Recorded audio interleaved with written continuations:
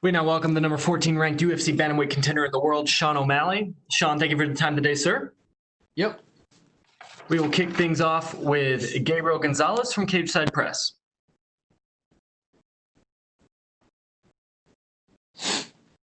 Hey, Sean. Hi. So, to put it bluntly, you get called out a lot. And I want to know, how much of it do you think is guys trying to use your name to boost themselves? And how much is it they're just hating on the fact that you're a young guy getting all the attention? Probably a little bit of both. You know, you call out someone with a big name, that just makes sense. You know, I think that's why Conor got called out a lot. You know, you fight, like, Cheeto's getting a co-main event spot because he's fighting me. So it's not that he called me out, but you fight me and you get, you know, he's fighting on a co-main event. So it makes sense. It never, you know, I never think of it as personal. It's just, it's business. It's what they should be doing. If they can't, you know, get as big as a fan base as I can with their performances, they're going to try to beat me. So it makes sense.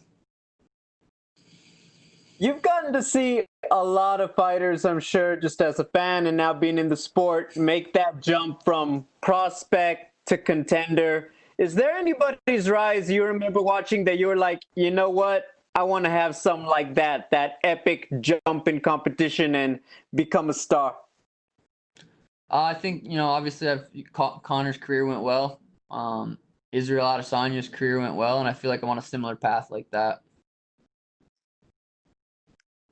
Your nickname is Sugar. Do you have a favorite post-fight dessert?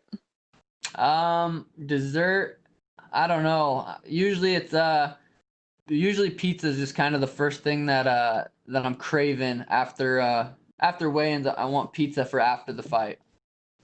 What kind of toppings are we serving up on it?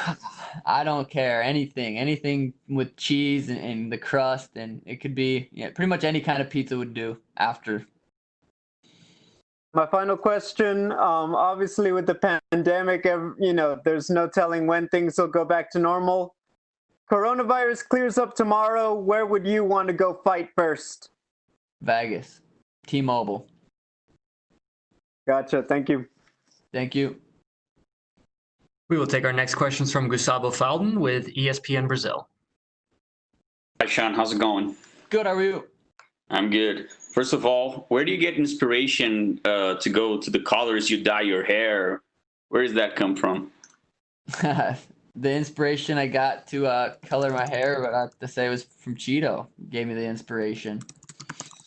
And what about the colors? Do you intend on changing, like, more regular the colors? What do they represent, the colors? I'm just showing my Ecuadorian fans some love. I think every fight we'll just do a little something different and you know, have a nice little theme. It's something I look forward to, and it's fun. So You intend on dyeing your hair on the Brazilian colors maybe one day? if I'm fighting a Brazilian, yeah. And some people have compared you to Conor McGregor, your fighting style, maybe your chest tattoo. What do you think about that? Do you think that you do inspire yourself on Conor? Do you see yourself similar in fighting styles? We're pretty similar in fighting styles. You know, we knock people out in the first round, and we aren't afraid to say how we feel the fight's going to play out. We have similar styles. We're explosive strikers, and I knock people out in the first round, and he knocks people out in the first round. So yeah, I think there's similarity there. And you said that you started on MMA because of the girls. Is that correct? Still a reason I'm doing it. And what is do you have a girlfriend or not? Yep. What does she think about that? She's pumped. She's there's no issue there. And my last one, if you win your fight on Saturday, would you like request a top contender like Jose Aldo, maybe Marlon Moraes or Cody? Yeah, I think it totally depends how I go out there and finish Cheeto. I go win a decision. You know, I don't get that next big fight name. I don't think. You know, I could, because if I win a decision, it'll be a very impressive decision. But if I go out there and starch him, I think I get whoever I want. Okay, thanks, man. Thank you. And we'll take our next questions from Damon Martin with MMA Fighting. Sean, what's up, buddy? I know we talked before about the mental warfare and kind of how you're mastering that art with the hair, doing the Ecuadorian flag. Are you kind of having fun with that? And I know Cheeto said it doesn't bother him, but you kind of enjoy that, just that little dig of the Ecuadorian flag in your hair. Yeah, I didn't think it would really bother him. If me changing my hair color got in his head, that might be too easy of a fight. I don't think it's gonna bother. I'm not doing it to get into his head. It's just for fun. The fans love it. The media, it's something to talk about. Last time I did my hair, it was, that was the whole fight week was about my hair. So, it's something to talk about, and it's just showing some love. When watching Embedded this week, before you left for Vegas, we saw the setup you have at your house with your Twitch setup, and you have the background with the Sugar Show and everything. Obviously your focus is fighting, and you've always said that to me. Fighting comes first, but you are treating this also as a business. I mean, how do you balance that in your head? Because you understand that doing the things you're doing are helping you get that attention. I'm sure eventually getting you higher contracts, better sponsorships, opportunities, things like that. But at the end of the day, you need to go out and win fights. So how do you balance that in your head? Yeah, there's a lot of free time being a professional athlete. Say you train twice a day, you still have a good amount of free time during the day, and I just capitalize on that with the Timbo Sugar Show podcast, with my Twitch stream, with my own little YouTube things that I do. It's you have a lot of free time, and I just capitalize on that, and you can make money doing all those things, and I enjoy doing all those things. So it just makes sense for me to do stuff like that. When you hear, some, whether it's fighters or whoever, complaining that you're getting so much attention and you're getting co-main events and, things like that, do you feel like that, other people just aren't taking advantage of the things that you're taking advantage of, like your Twitch stream, like, all the things you're doing to get yourself the attention? Like, it's not like you're doing it by accident. You're doing it to get the attention. Well, say I'm not streaming or doing anything I'm doing, but I'm still knocking people out. That's why I'm in the co-main event spot. Not because I stream, not because I have 1 million followers on Instagram, not because of anything else. It's because I'm knocking people out and putting their lights out. That's what it is. You knock out, like I knocked out Alfred, made Snoop Dogg go crazy. I knock out Jose Quinones on my 2-year comeback. I knock out Eddie Wineland, opening up the big pay-per-view. It's not because I'm doing anything other than knocking people out. And last thing for me, Sean, when you get to this level where you are, on that path to stardom, and I think a lot of people would say you're already a star, but the flip side of that is with stardom also comes that fame. And we've seen a lot of people kind of crumble under that fame, whether it's getting in trouble outside the cage or just, that spotlight constantly being on them, never having a moment of peace to yourself. How do you feel like you're adjusting to that part of life where you kind of know at all times you're under the microscope? Yeah, I think I'm doing good with it. It's not, if I want to not stream or not do the podcast or not make a YouTube video, I can stay home and get away from everything. So it doesn't. I don't feel like I'm trapped in it. I feel like if I need to get away from it, I can. And I do enough to where I'm not too stressed out. But yeah, I think I'm handling it well, and I think I kind of was able to prepare for it. Those 2 years I was off after that Andre fight, I got a little bit of notoriety and fame, breaking my foot and continuing to fight. And I think those 2 years off, I got to think a lot about it and understand that I have to just stay grounded, keep the same circle around me, and keep doing what I'm doing and enjoy life and enjoy the little things in life to keep me humble. Thank you, Sean. Best of luck this weekend. Thank you. We will take our next questions from Augusto Niez-Gay from Somos MMA. Hi, Sean. How are you? Hi.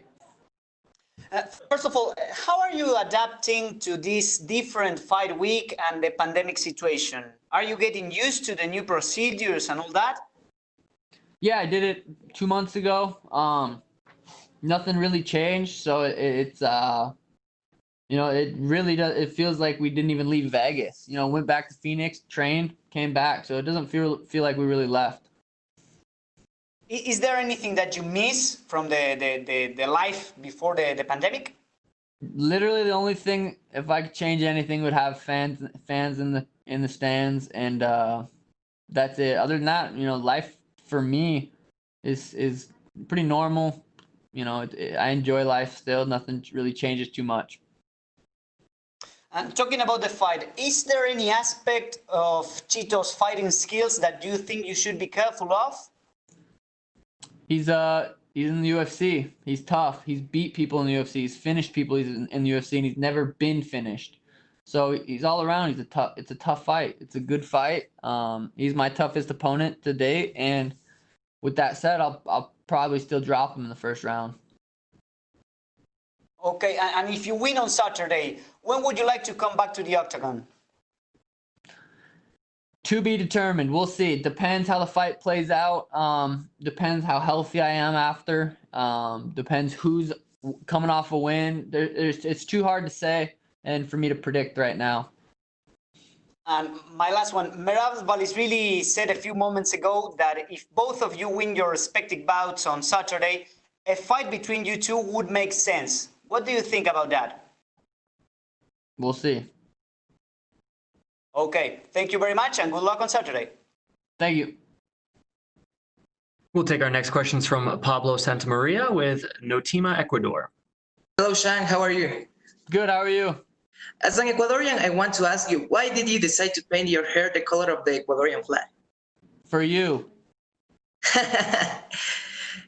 Many people see it as a provocation for Cheeto, but others think that you're showing respect not only for Cheeto, but for the whole country. Yeah, it's just, they're cool colors, and it just happened to play out that we went with those colors. I'm just showing the Ecuadorian fans some love. I get messages all the time, and just showing some love. You want to send some message or say something to your Ecuadorian fans? I love you guys. My hair is the color of you guys' flag, so that's a sign of respect. I'm showing the love. Someone, you guys got to go for someone after I bust up Cheeto. Might as well go for me. Okay, talking about the fight, do you think Cheeto is going to try to take you down, or he's going to keep the fight on the field? Yeah, he's gonna try to take me down. He's a black belt in jiu-jitsu, and I knock people out. So I think that it's a striker versus grappler matchup. So yeah, absolutely. I think he's gonna try to push me up against the fence, trip me, and work on top. So what is your prediction for the fight? Do you think you will be the first person to finish Cheeto? Yeah, absolutely. I think as fast as a starter as I am and as slow as he is, I think that equals a first round knockout. Okay, thanks, Sean. Yep. Amazing job on YouTube and all the stuff you are doing. So good luck on Saturday. Thank you very much. And we will take our next questions from Sumik Dada with Sportskita. Sean, hope you're doing good, man. Hey. So for this fight, you've had a different training camp of sorts. You said that you got your own cage now. So how has been this training camp different with everything that's going around right now? I'd say it improved a lot of things. It made it more like a boxing training camp where it was all individualized for specifically me for specifically August 15th. So, if anything, it's been the best camp I've ever had. So has there been any significant changes to the camp given the change of surroundings? Instead of grappling at a jiu-jitsu gym or hit mitts on the mats, we've done all of our training in the cage. I got a cage, we put it in a warehouse, and we've done all of our sessions in there, and it's the same size as the Apex cage. So I think that was very beneficial. So ever since you made your return to the UFC, things have gone by at a pretty fast pace for you. You fought at 248, then at UFC 250, and now another quick return at 252. So do we expect you to keep up with this frequency of fights, keep up with this pace? Completely depends. Got to go out there and do what I do Saturday night. First round knockout, no injuries. Yeah, there's a potential quick turnaround. But we'll see. There's just so much that can happen during a fight that it's hard to predict what's next. And it's Wednesday. I got a couple days until Saturday. I'm laser focused Saturday for Cheeto. So, last question from me. What are your thoughts on being the co-main event of such a historic card?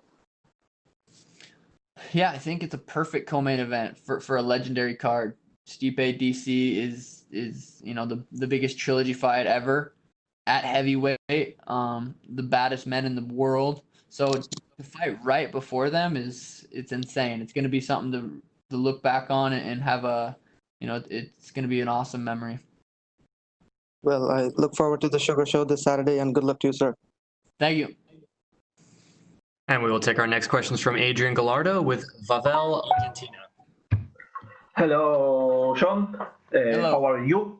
Good, how are you? My first question is, what do you think about being the co-main fight in this great event? Is it something important for you? Yeah, usually I don't really care where I'm at on the card. I kind of in my head I'm always the main event, but for this card it's a little different. Stipe DC is the main event, and I'm the main event right before it. So it's a sweet card to have two main events on. Perfect. What do you think about Ecuador, about Chito Vera? And is this another fight for you, or this is a really important one? I didn't understand the question. Sorry. What was that?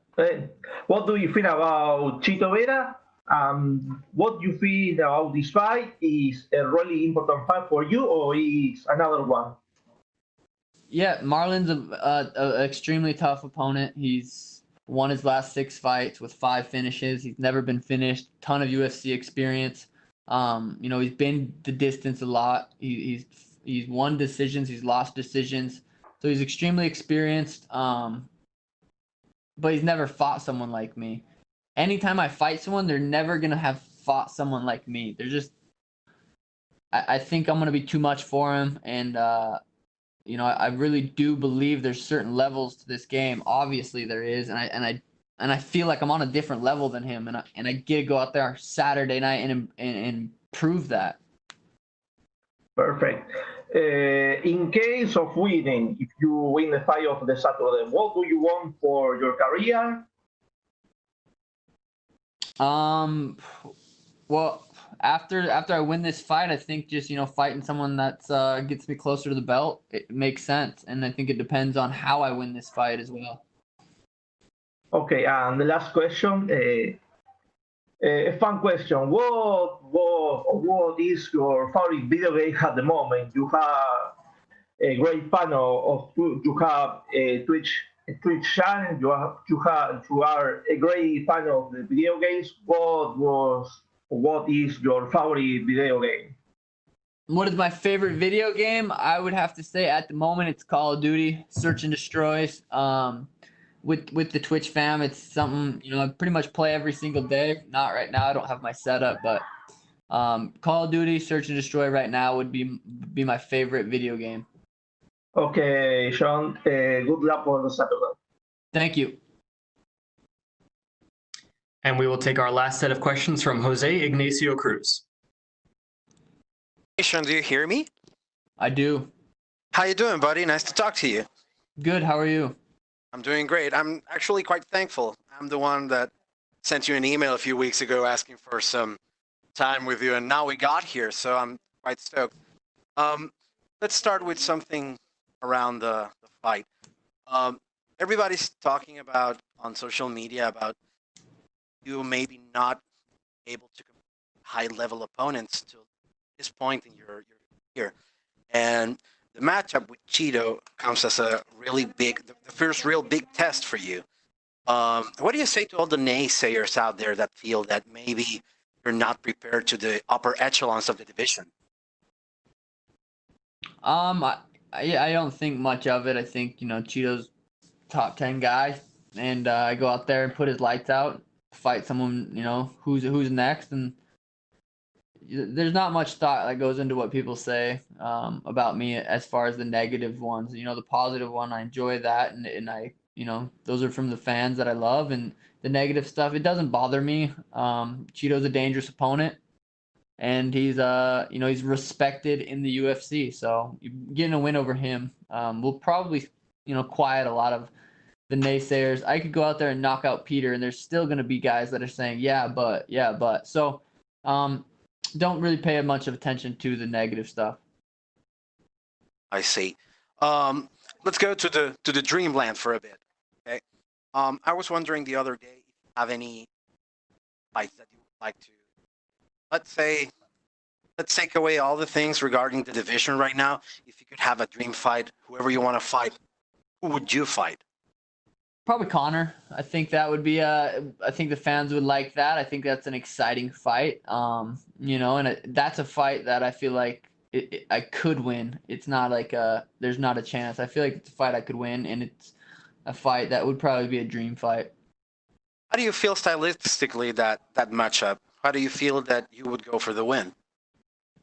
I'm lighter. He's heavier. I'm way faster than him. So I think he hits hard. I'm good at not getting hit, and I think it'd be interesting. Okay, man. Best of luck on your fight, and don't let anybody tell you something about your. Thank you, Jose. Do you, baby? Have a great fight on Saturday. Thank you. Thanks. Thank you so much, Sean. That is all the time we had for you, sir. Perfect. Thank